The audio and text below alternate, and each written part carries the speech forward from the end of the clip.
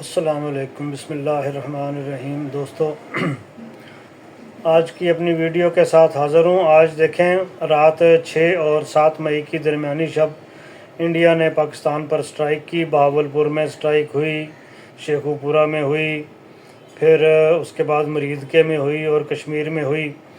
اسی دوران پاکستان کی ایئر فورس نے کچھ طیارے جو تھے انڈیا کے وہ بھی مار گرائے ہیں۔ صورتحال جو ہے وہ کافی گمبھیر ہو چکی ہے اور سارا دن لوگ جو ہے وہ طرح طرح کے وہ کیفے جو ہیں وہ لگاتے رہے۔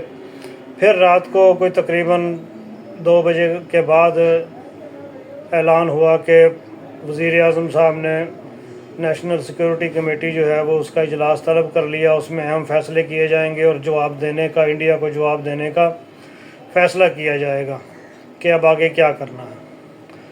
اب دیکھیں، فوری طور پر جو انہوں نے فیصلہ، آج میٹنگ ہو چکی، اس نے فیصلہ یہ کیا کہ فوری طور پر جوابی حملے سے جو ہے وہ گریز کیا جائے۔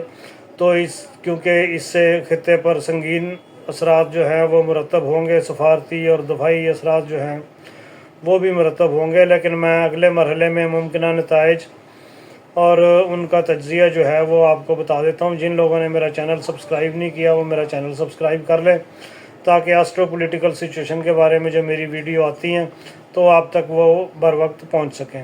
اب فوری رد عمل جو ہے وہ یہ ہے کہ اقوام متحدہ نے بھی بیان جاری کر دیا کہ ہوش کرو جوانوں، کچھ خیال کریں اور تحمل اور بردباری کا مظاہرہ کریں۔ چائنا نے بھی یہی کہا، امریکہ نے بھی یہی کہہ دیا، ترکی جو ہے وہ بھی یہی کہہ رہا ہے کہ جی فوری طور پر سفارتی مداخلت کریں گے تاکہ جنگ کا دائرہ کار جو ہے وہ نہ پھیلے۔ لیکن بھارت جب یہ سب کچھ کر رہا تھا تو اس کو کرنے سے کسی نے نہیں روکا۔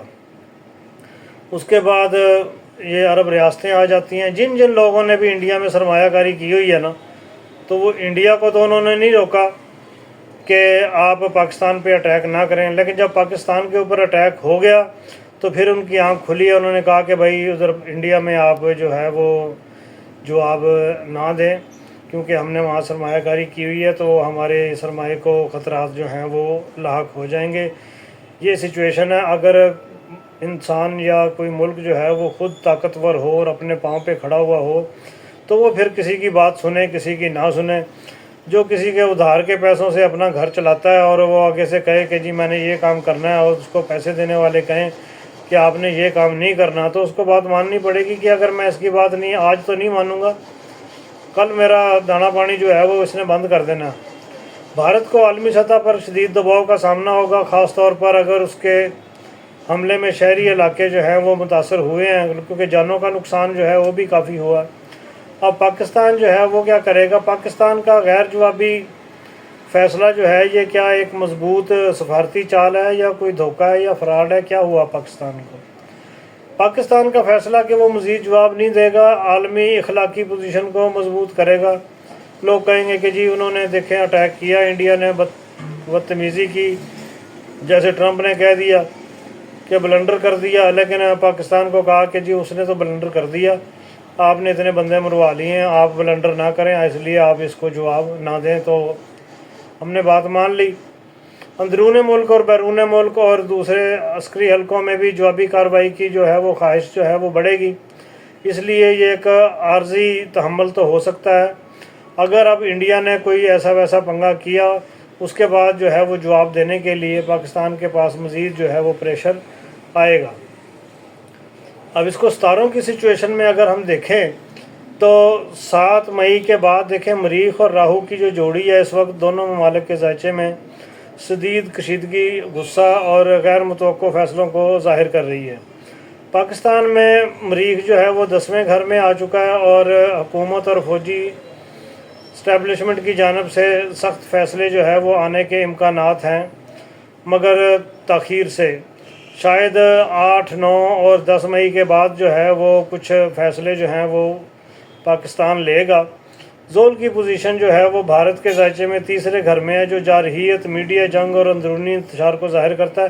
اسی چیز کو بڑھاوا دے کر اس نے اپنا الیکشن جو ہے وہ سیدھا پدرا کرنا ہے، وہ اس چکر میں لگا ہوا ہے، اس کو اور کسی چیز کا کوئی خیال نہیں ہے۔ اب بھارت کو اندرونی سیاسی دباؤ اور عالمی تنقید کا سامنا جو ہے وہ بھی ہو سکتا ہے۔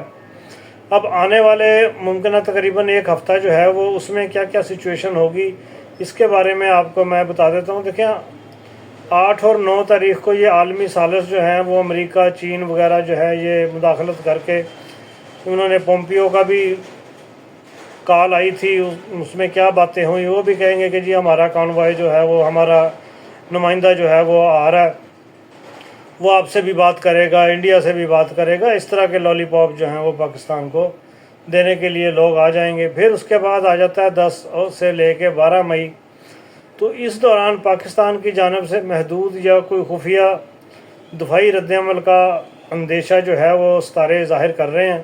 اب دیکھیں یہ کیا محدود یا خفیہ دفاعی رد عمل جو ہے وہ ہو سکتا ہے۔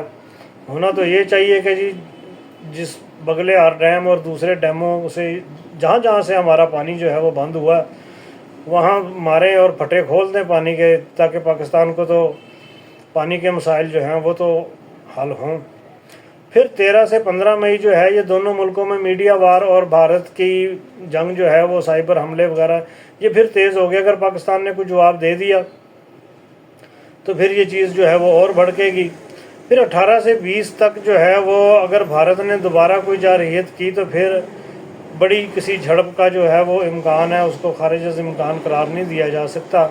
ریجن پر جو اثرات ہوں گے اس کے، یہ کشیدگی افغانستان، ایران، چین کے ساتھ سرحدی تحفظ اور مسائل کو بھی بڑھا سکتی ہے۔ خلیجی ممالک میں تیل کی قیمتوں میں اتار چڑھاؤ آئے گا، سیکیورٹی الرٹ جو ہیں وہ بڑھیں گے۔ اب ممکنہ خطرات جو ہیں وہ کیا ہو سکتے ہیں؟ اگر حالات قابو میں نہ آئے تو کنٹرول لائن پر مزید فوجی کارروائی، یا سندھ طاس معاہدے پر مکمل منسوخی کے بارے میں ہوگا کہ جی پہلے تو ہم نے سسپینڈ کیا تھا اب ہم اس کو منسوخ کر رہے ہیں۔ اس قسم کی چال جو ہے وہ بھی چلی جا سکتی ہے۔ بھارت کی اندرونی سیاست جو ہے وہ کمزوری کے باعث جو ہے وہ عوام کی ایک سائڈ سے توجہ ہٹا کر دوسری طرف توجہ جو ہے وہ ادھر کرنا چاہتی ہے۔ اب اس میں وہ کتنا کامیاب ہوں گے، کتنا کامیاب نہیں ہوں گے۔ اب ستارے تو یہی بتا رہے ہیں کہ 7 سے 15 مئی کا وقت جو ہے وہ انتہائی نازک ہے۔